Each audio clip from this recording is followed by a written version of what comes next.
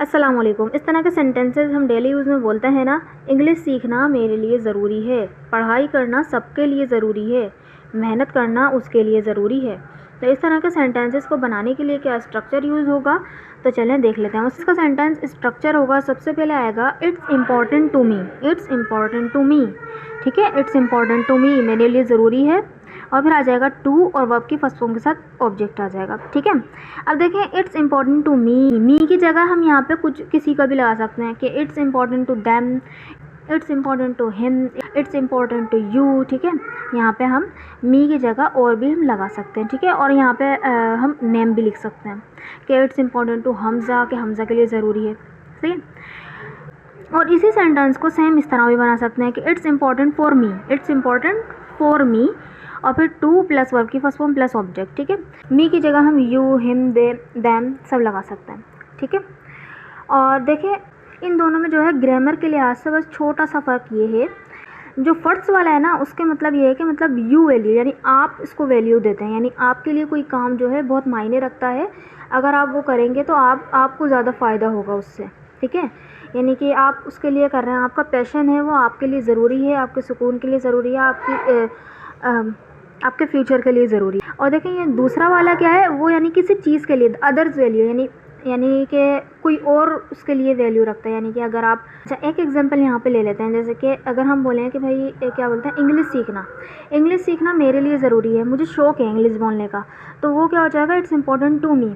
अब जैसे अगर जॉब के लिए ज़रूरी है, यानी जॉब, आप जहाँ पे जॉब करना चाहते हैं उन लोगों की ये रिक्वायरमेंट है, आपको इंग्लिश आनी ही चाहिए, तो फिर यहाँ पे आप यूज़ करेंगे it's important for me.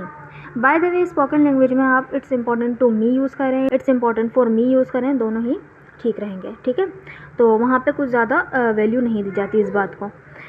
By the वे, मुँह पे ज़्यादा ये वाला चढ़ता है, इट्स इम्पॉर्टेंट फॉर मी, है ना। ये सेंटेंस क्या है, दुबला होना मेरे लिए ज़रूरी है, it's important to me to be slim, it's important to me to be slim, ठीक है। दुबला होना मेरे लिए ज़रूरी है, it's important to me to be slim, ठीक है।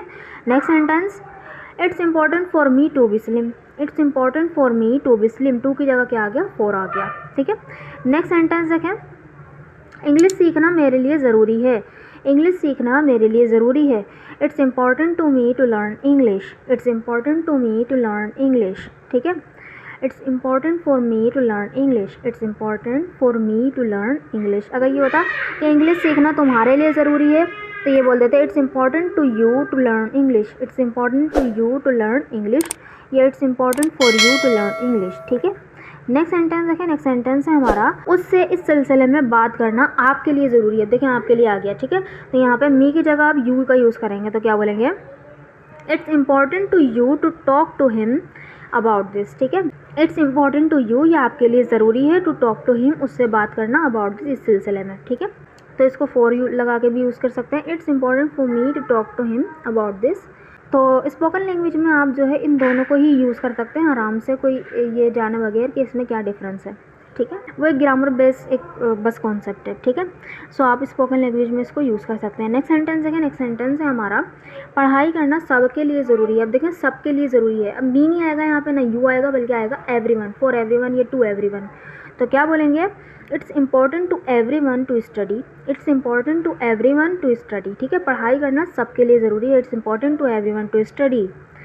फॉर से भी बोल सकते हैं, it's important for everyone to study, it's important for everyone to study, ठीक है। नेक्स्ट सेंटेंस देखें, खाना पकाना सीखना मेरे लिए ज़रूरी है, खाना पकाना सीखना मेरे लिए ज़रूरी है, it's important to me to learn cooking food, it's important to me to learn cooking food, it's important to me to learn cooking food, ठीक है। It's important for me to learn cooking food, it's important to me to learn cooking food. Next sentence देखें, मेहनत करना उसके लिए ज़रूरी है, मेहनत करना उसके लिए ज़रूरी है, उसके लिए अब अगर वो लड़का है तो हिम आ जाएगा, और अगर लड़की है तो हर आ जाएगा, तो क्या बोलेंगे, it's important to him to work hard, it's important to him to work hard, मेहनत करना उसके लिए ज़रूरी है, it's important for him to work hard, it's important for him to work hard. दोनों तरीके से ही बोल सकते हैं, दोनों तरीके से ही आप बोलने के लिए यूज़ कर सकते हैं, ठीक है। So I hope you enjoyed this video, it increased your some knowledge.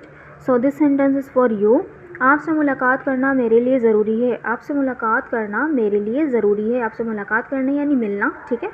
तो मीट का यूज़ होगा टू मीट यू, है ना।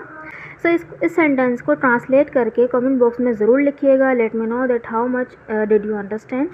So I hope you like this video. If you like this video, please subscribe my channel and share it to with your friends and like this video.